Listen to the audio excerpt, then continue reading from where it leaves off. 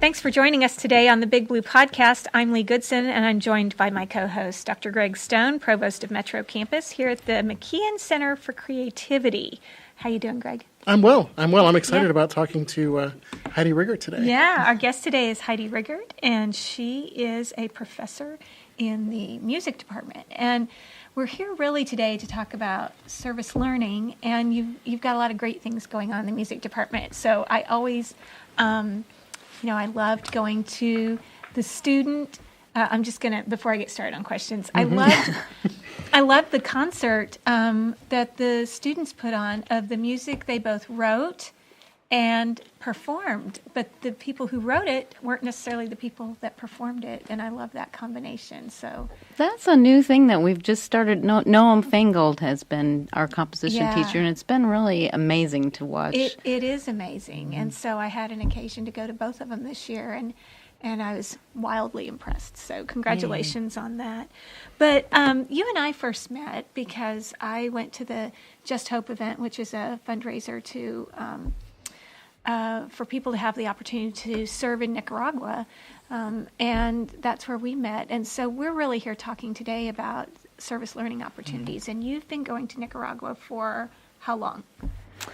I first went in June of 2013. Okay, so for a few years. Tell us a little bit about what drew you to that country. And yeah, that's an interesting question. When I thought about that, somebody else actually asked me that, and I thought, when did I first become interested in Nicaragua? And actually, I first became interested in Central America, and particularly Nicaragua, when I was in college in the 80s. I was involved with some of the sanctuary movement, and was particularly drawn to Nicaragua because of the U.S. involvement, and I was very dismayed with that. And I went on my merry little way, and then later in life, in the 90s, had a chance to meet Leslie Penrose, who is the director of Just Hope, and I was really interested in her work down in Nicaragua. And there was another woman I met who was doing some work in Nicaragua, and at the time I was having children of my own, and it didn't seem to work. And then finally, it's like Nicaragua was always in the back of my mind somehow. And then in 2013, I think it was, I got a call from Doug Price, who was the dean of Global Ed at the time, and said, "Hey, Leslie Penrose from Just Hope wants one of the music faculty from TCC to go to Nicaragua." And I said, yes, I'll go. And he said, "Well, do you have a passport? Because we're talking about 5 or 6 weeks from now." And I was like, yes, I've got my passport. It's not expired. So I finally got my chance to go to Nicaragua.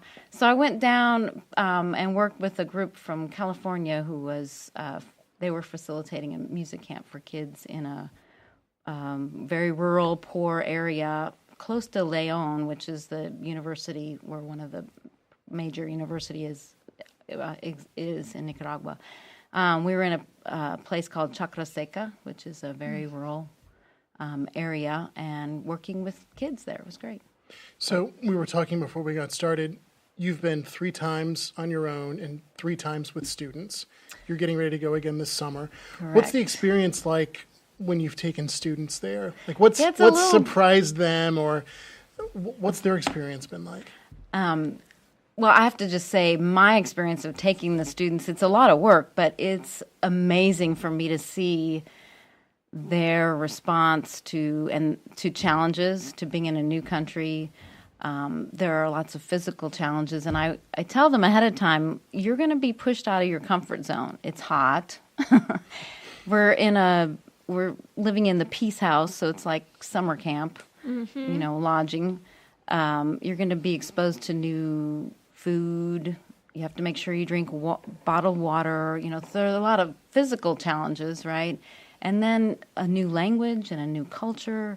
So there are a lot of challenges that students face. Some of them have never been out of the country. But what's remarkable to me is how they step up to the plate and they take on responsibilities. And I go down with the intention of facilitating a summer camp for children there. And we've expanded that to not just be music, but to be art and dance and photography. And so basically, whichever students TCC students go with me, I ask them to look at their own gifts and their own talents and their own interests, and then they help create activities and classroom, basically learning situations for their students. So I put a lot of responsibility on them to come up with the activities that we do with the children. And sometimes I worry about that, and I think, oh my gosh, what are we getting into? What's going to happen? But it's amazing that our students step up to the plate and they just embrace the challenges and they work together, and their eyes are opened in many ways, and they will say things like they're exposed to poverty and different levels of poverty. That's one of the biggest, I think, emotional challenges that the students face. And so they have made comments such as, wow, I think I'm struggling financially, but I don't really think about spending $1 on a Gatorade. But then I realize that families here... What $1 will do. $1 right. They might have to live on $1 a day to feed their children. Right. So there are all sorts of challenges, but the TCC students, without one exception, with no exceptions, have really risen to that occasion. It's been great for me to watch. Is there a particular story or encounter that you had while you were there with students that sticks out in your mind? This is a really funny comment, and then I have a really sort of tearjerker. But one time, the van that we were in had a flat tire, and so we all got out of the van, and as the driver was fixing it, we work with the music teacher there, the local music teacher there, and then one of the musicians from Managua who's a marimba player. And the students and the musicians there, we were out of the bus, and they just started singing. We just started singing. So the joke at the end of that week was, what do you do when you're in Nicaragua and the bus breaks down? You sing. You sing. So that's great. That was a good story. The first year I took students, some of these stories happen, they're spontaneous things. That's when the best things happen, right?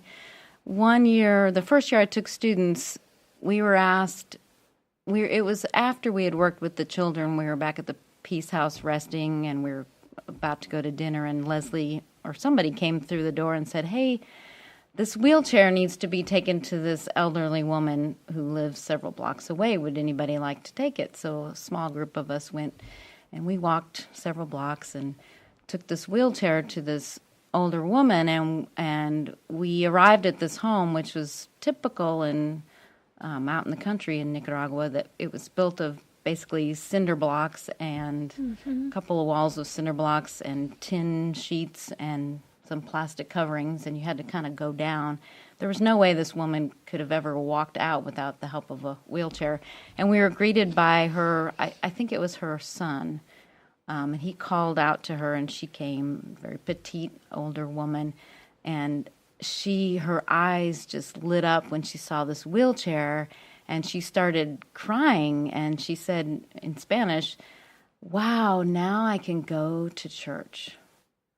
She had not been, she'd been homebound for this whole time. And one of our students, Josh, started singing a song that we had been singing with the children, song to song to song to, which was a song that they knew from church, I guess. And this woman started singing this song with us. So the whole group started singing together. And we all were teary-eyed at the time, at the end of the... That's really so cool. It was very touching, and it was just one of those moments that was not expected, and it was just sort of a spontaneous Lots thing. of singing. So that was really a tearjerker. But yeah, I think music and the arts sort of can serve as a platform for connecting and communicating with other people, even if you don't speak the same language. Exactly. That somehow art and music becomes the language that you can share when you don't speak another language together. Our guest today on the Big Blue Podcast is Professor Heidi Rigert, and we're talking about TCC service learning and study abroad. Heidi, you talked about this a little bit before, but maybe there's something more you'd like to add. What keeps you going back to Nicaragua? I mean, you talked about sort of your long interest in that country and its culture and its political struggle and U.S. involvement there. But now, what is it that keeps you going back? Oh, the people, right? It's always that human connection. I have friends there now, right? Which is great. So it's like going back home and talking to friends, some of whom have stayed in my house when they've been here in Tulsa. I think the culture, the people in Nicaragua are so resilient and so resourceful, and at the same time don't take themselves too seriously. They have a great sense of humor. They know how to live life. And it's almost like a spiritual journey to go down there. It's almost like my week of therapy. And I really think the students feel that too. It's like, wow, we know about working hard, but we sometimes forget how to just live life. You know, and the Nicaraguans, for all the struggles they have, they know how to live life and just enjoy every moment. So I don't know if that's the best answer, but I think that's well, and what it is. Yeah, and it's a kind of learning that you can't learn in a classroom. That's exactly right. It's a kind of experience, and I mean, I've taken students abroad, but we went to the United Kingdom, so it was a very different experience, and there wasn't that physical challenge, and yet there were still things about that experience of going out of the country and being somewhere different and engaging with people you're not accustomed to, that there's great learning that takes place if you are aware of it and see it, and then along the way can help facilitate that. I mean, not to make it so cold and, educational, right. You know what I'm saying? But it's a whole way of learning that so many students don't get the opportunity to explore. It's so exciting for us when we get to see them learn in that way. And that's really what keeps me going back with students, because just to observe their growth within a week, and what the challenges that they're willing to address, and they just completely change. It's just amazing. Some of them even come back and say, this is a life-changing experience for me. So that makes me happy. So you have colleagues in the college that see that you do this. I bet you have some of them ask how you would get involved in study abroad and service learning. What do you tell your friends that are asking about how to get involved in activities such as these? That's a good question. And I have to say, I think I know there are a couple other classes that go to Nicaragua, like the dentist group and the nursing group. Nursing students who go. Yeah.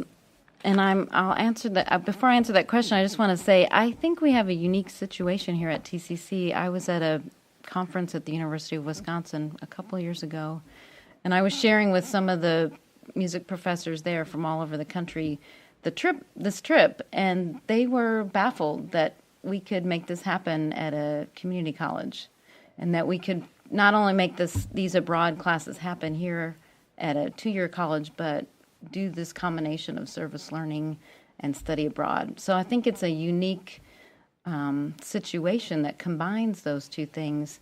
I think recommendations for other faculty who are interested, follow your passion. I think our students know when we're passionate about something, and they know when we're not. And so go somewhere and do something, even if it's service learning in our country, because there's so many things to do in our own country. Follow your passions and experience it for yourself. And for me, it helps me to push myself out of my comfort zone and to try new things and to be vulnerable and let my students see that I'm human too. And sometimes I'm in situations that are scary for me, and I don't want that to stop me from doing it. And I think gives them a little bit of confidence because they see that you're just a person. Yeah. Sure. And we all, we're doing the best we can. And I think for other faculty, the personal connection. So for me, it helped to go down 1 year by myself, kind of check out the situation, form relationships with people down there. And then I went down another time, not to Chacra Seca. I was actually in León. and I presented at a conference there at the Cultural Center and helped them with curriculum development. So I was making connections and developing relationships down there, and I think that really helps make that possible. But I think starting small too, and just starting with step by step, and then you never know where that can lead. And I'm guessing that's probably also the advice you would give to students who aren't sure about service learning. I mean, Yeah, does that apply to students as well? I would say get out of your comfort zone and don't worry about what other people think. Follow your passions and just say yes. Just do it. And I was thinking about, I think it was Gandhi who said, the best way to find yourself is to lose yourself in service to others. Mm-hmm. And what a great way to do it. And what's remarkable, and this is, I guess the best thing for me is to see these students lose themselves in helping kids and being in another culture, and it's the best thing in the world for them. So, yeah, that's what I would say. Just say yes. Just say yes, the power of yes. Yes. Yeah. Well, we're just about at the end of our time, Heidi, and we have a final question that we ask each guest on the Big Blue Podcast, and that is, if you could go back and give advice to your 18-year-old self, what would it be? Wow. If we only knew what we know now when we're 18, right? That's the whole point of the whole point is yeah. We know nothing when we're 18.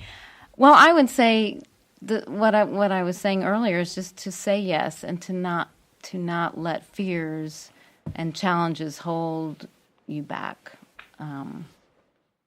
To follow your passions, follow your gut, follow what interests you, and be curious about life and talk with other people. I was very shy as an 18-year-old, believe it or not. Interesting.